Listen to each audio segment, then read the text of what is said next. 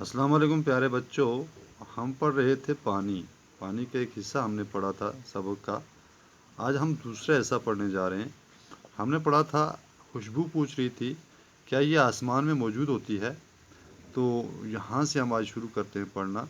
نہیں بیٹے، ماں کہتی نہیں بیٹے، سورج کی گرمی سے پانی بخارات میں تبدیل ہو جاتا ہے اور یہ بخارات ہوا کا حصہ بن کر آسمان کی طرف اڑتے ہیں۔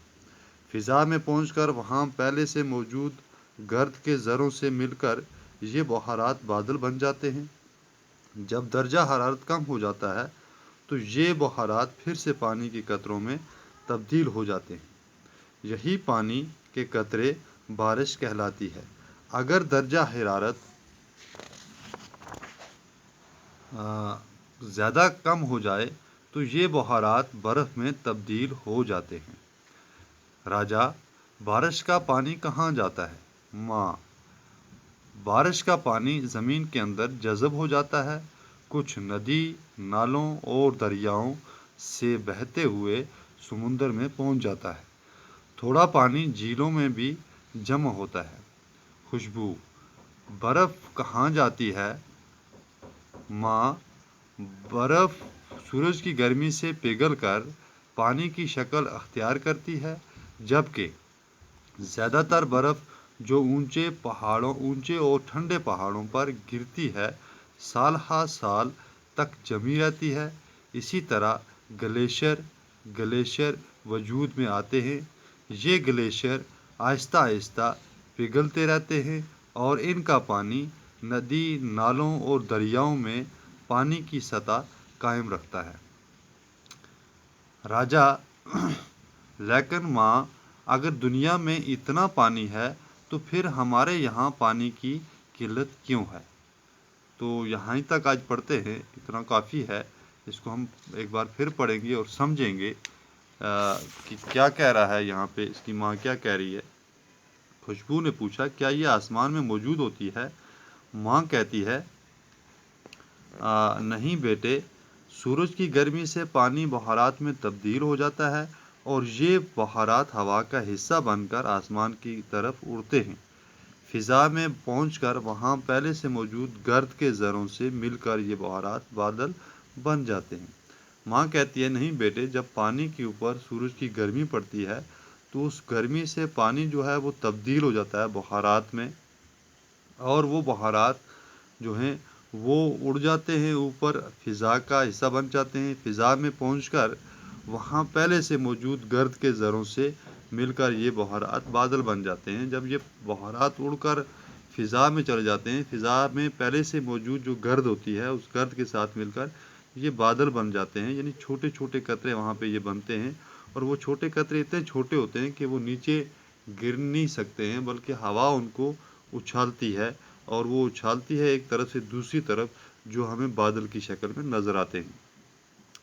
جب درجہ حرارت کم ہو جاتا ہے تو یہ بخارات پھر سے پانی کے قطروں میں تبدیل ہو جاتے ہیں۔ جب بہت زیادہ ٹھنڈ ہو جاتی ہے وہاں فضا میں، تو یہ جو چھوٹے چھوٹے قطرے ہوتے ہیں پانی کے، یہ کافی بڑے ہو جاتے ہیں سائز میں، اور پھر یہ ہوا ان کو اچھال نہیں پاتی ہے، اور یہ پھر بارش کی شکل میں نیچے زمین کے اوپر گرتے ہیں۔ اسی کو، یہی پانی کے قطرے بارش کہلاتی ہے، اسی کو ہم پھر بارش کہتے ہیں۔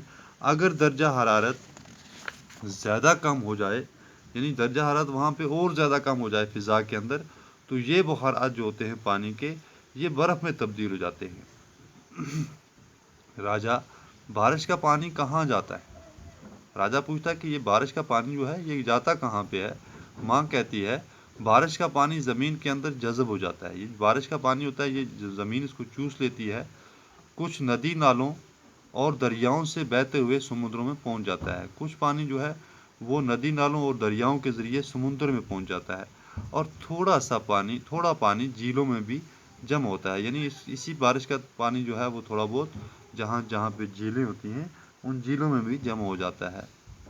خوشبو، برف کہاں جاتی ہے؟ خوشبو پوچھتی ہے کہ یہ برف ہے یہ کہاں جاتی ہے؟ ماں کہتی ہے برف سورج کی گرمی سے پگھل کر پانی کی شکل اختیار کرتی ہے، یعنی جو برف ہوتی ہے جب اس پہ دھوپ پڑتی ہے، اس کی گرمی لگتی ہے تو یہ پگھل جاتی ہے، پگھلنے کے بعد یہ پانی بن جاتی ہے۔